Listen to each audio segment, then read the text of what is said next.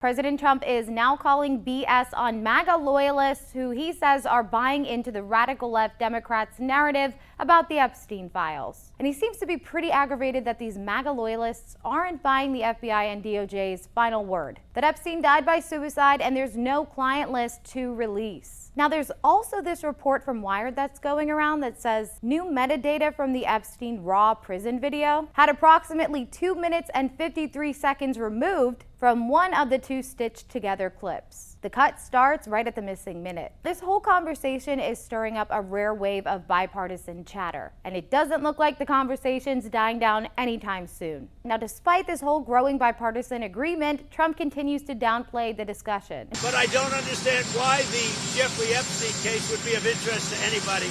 It's pretty boring stuff. It's sordid, but it's boring. And Attorney General Pam Bondi, she is completely over this situation too. Nothing about Epstein. I'm not going to talk about Epstein. Now, what's uniting Democrats and Republicans over these files is one thing: transparency from the DOJ. This is something that's been talked about by many people serving in the administration, myself and many others on the right and the left, of there needing to be transparency of the rich and powerful elites that were in his circle. I think it's time for full transparency and accountability. That's why I offered the amendment the other day in the Appropriations Committee, which was unanimously supported, Democrats and Republicans. We need to get to the bottom of this, and we need to make sure that the Attorney General releases all the documents and answers the questions that we posed in that bipartisan amendment. I'd just like to see the files turned over. As far as the list, I think Ms. Bondi misspoke.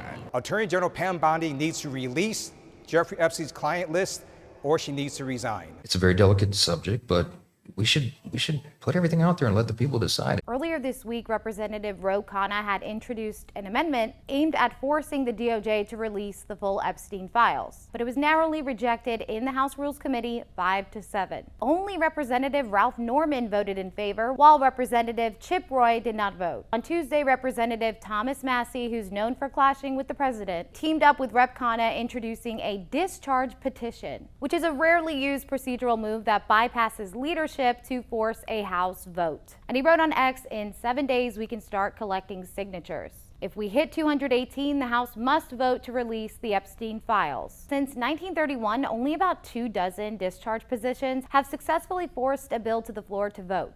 Now, Representative Tim Burchett, he's even pushing the leaders of the House Oversight Committee to bring Ghislaine Maxwell, Epstein's long-term girlfriend and accomplice, convicted on sex trafficking, in for a public hearing. He wants her to testify regarding what she knows about Epstein's crimes and connections. While, of course, Democrats on the House Judiciary Committee are open to a testimony from Maxwell, GOP leaders like House Speaker Mike Johnson, Senator Mike Lee, Senator Josh Hawley, they're all on board too. Now, allegedly, Maxwell has offered to testify in front of Congress, so all we can do is wait and see how all of this unfolds.